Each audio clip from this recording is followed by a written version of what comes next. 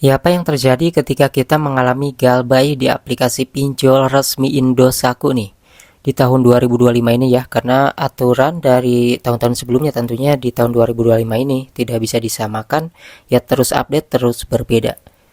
Ya, jadi aplikasi Indosatu sendiri adalah aplikasi resmi yang bekerja sama dengan OJK, artinya mereka memiliki aturan. Jika kita mengalami galbay, tentunya di sini dari beberapa sumber informasi yang saya dapatkan untuk Indosatu ini belum menerapkan pihak ketiga untuk melakukan penagihan, artinya belum ada DC lapangannya.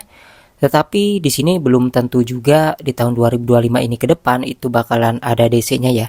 Ini bisa saja nanti ada DC-nya juga.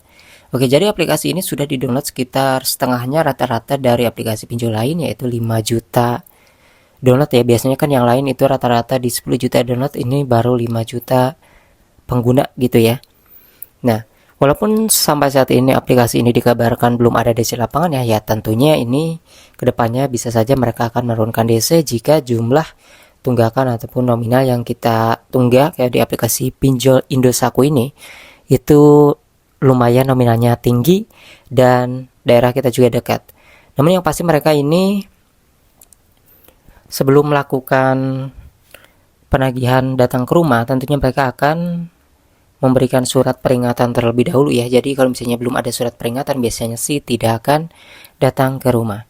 Nah, bagaimana caranya agar si desa lapangan tersebut itu tidak datang ke rumah ya? Setidaknya kita minimal bisa membayar tagihan sekali dulu, misalnya tagihannya misalnya 4 kali lagi. Kita bisa membayar yang ke satu dulu misalnya gitu ya. Misalnya 3 lagi itu nanti. Nah, itu biasanya mereka bisa menghentikan untuk datang ke rumah. Biasanya memberikan tagihan ataupun membayar tagihan sebagian itu bisa memperlambat mereka untuk datang ke rumah teman-teman kayak gitu. Tapi banyak juga yang menyarankan tidak usah panik kalau misalnya tidak punya uang, tidak perlu dipaksakan karena aplikasi pinjaman online Indosatu ini juga kan resmi ya, jadi mereka sudah memiliki aturan yang mana tidak akan melakukan hal-hal yang seperti di luar pikiran kita. Jadi mereka tidak akan nagih di hari libur gitu ya, mereka tidak akan nagih di malam hari lewat jam 8, kemudian tidak akan menyebarkan data juga ya. Kalau misalnya mereka melakukan hal-hal tersebut,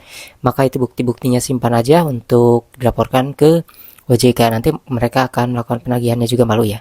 Jadi seperti itu. Namun untuk ulasannya di sini bagus ya, bintangnya 4,7 ya, karena memang belum ada DC lapangannya kayak gitu. Entah nanti untuk kedepannya ini apakah akan ada DC lapangannya atau tidak.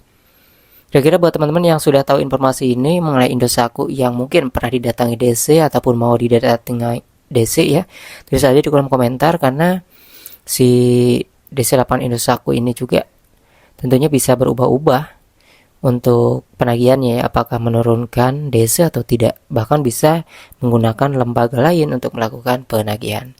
Yang pasti jangan panik karena yang mengalami gagal bayar itu bukan hanya Anda saja.